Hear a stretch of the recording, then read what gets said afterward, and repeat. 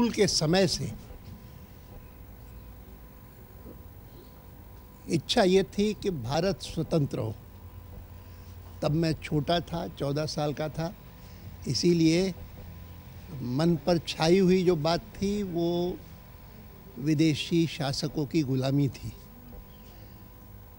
लेकिन जब 1947 में भारत स्वतंत्र हुआ और कम से कम अंग्रेज़ी शासन से मुक्त होने की इच्छा फलीभूत हुई, उसके बाद से लेकर के यही मन में था कि हमारा देश दुनिया के देशों में सबसे महान बने।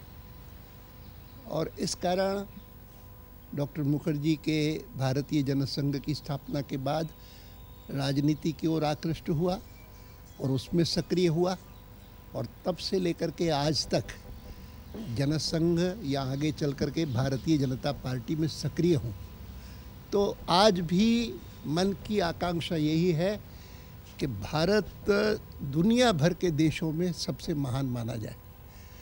और आज से 20-25 साल पहले तक तो लगता था कि हम बहुत पीछे हैं, लेकिन इन 20-25 सालों में कुछ परिवर्तन ऐसे हुए हैं कि जिसके कारण दुनिया भर भी मानने लगी है कि भारत में बहुत बड़ी संभावना है। विदेशी देश भी मानने लगे हैं, दुनिया सारी मानने लगी है। मैं मानता हूं कि अगर हम जो राजनीति में सक्रिय हैं देश को अच्छे शासन की और स्वच्छ राजनीति की गारंटी दे सके तो यह लक्ष्य निश्चित पूरा होगा। इसीलिए अगर कोई संकल्प की बात कहेंगे तो मेरे मन में तो संकल्प यही है कि भारत दुनिया का महानतम देश बने। How do you remain so fit at this age? I mean, it's the kind of thing which even the lesser born, even younger people.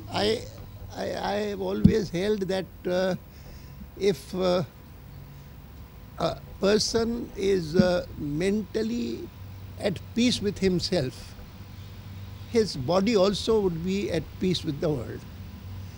And secondly, I feel that I have the advantage of two families.